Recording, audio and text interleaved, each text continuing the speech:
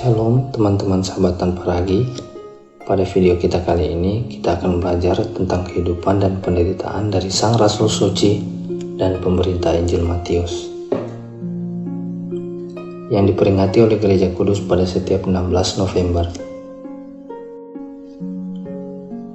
Sang Rasul Suci dan pemberita Injil Matius, anak Alfeus, juga dikenal dengan nama lain Lewi, tinggal di Kapernaum, kotanya orang Galilea. Dia adalah yang kejam dan memegang jabatan sebagai pemungut pajak.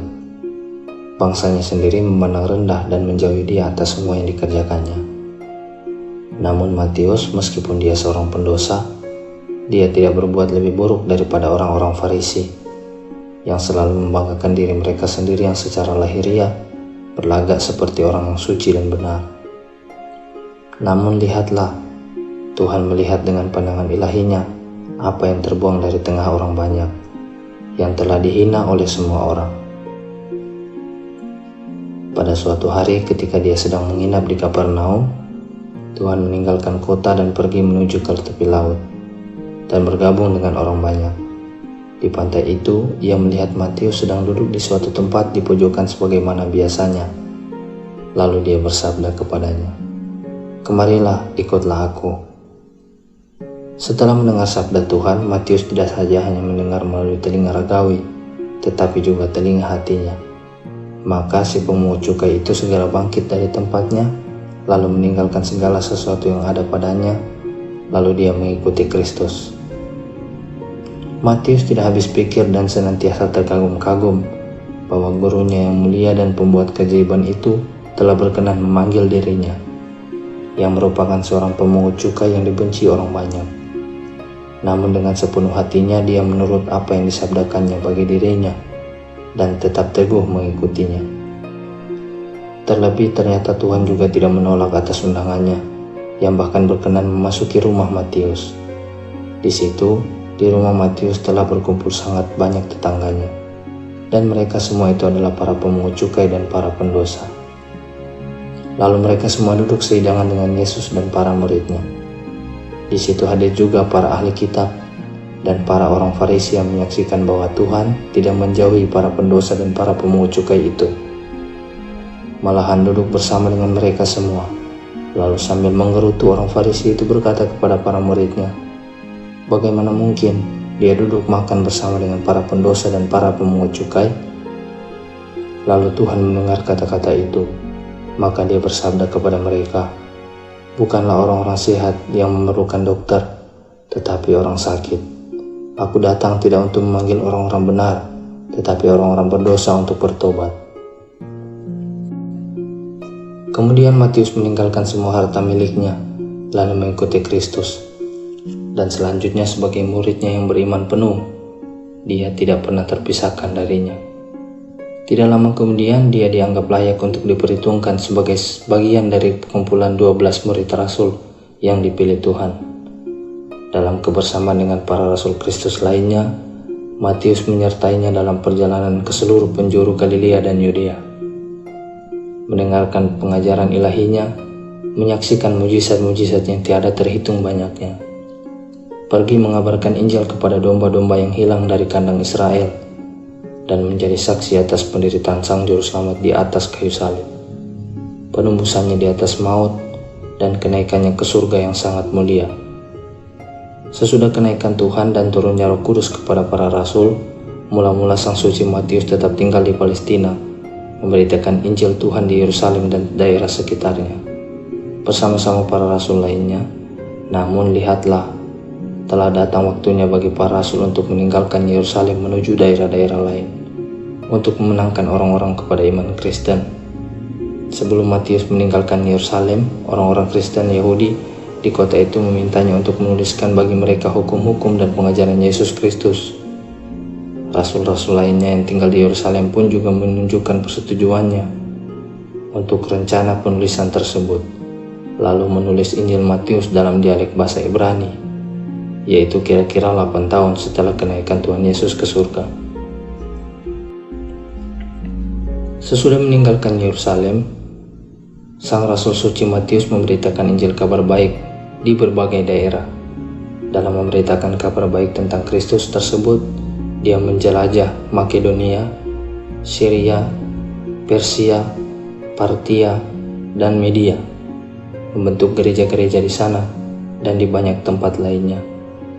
Dia menjalani berbagai penyiksaan, haus, lapar, hukuman cambuk. Atas semua itu ditanggungnya. Karena Allah sebagai penolongnya, dia menjelajah seluruh daerah Ethiopia yang telah menjadi bagian tugasnya melalui pengundian. Lalu Ethiopia diterangi dengan terang pengetahuan Injil. Akhirnya dengan bimbingan Roh Kudus, sampailah dia ke wilayah orang-orang kanibal, pemakan manusia, yaitu orang-orang berkulit hitam yang masih biadab. Di sana dia mengusir kota bernama Myrmenia dan berhasil mempertobatkan beberapa jiwa kepada Kristus. Dia menunjuk Platon, teman seperjalanannya, untuk menjadi uskup mereka. Dan di situ mereka mendirikan sebuah gereja kecil.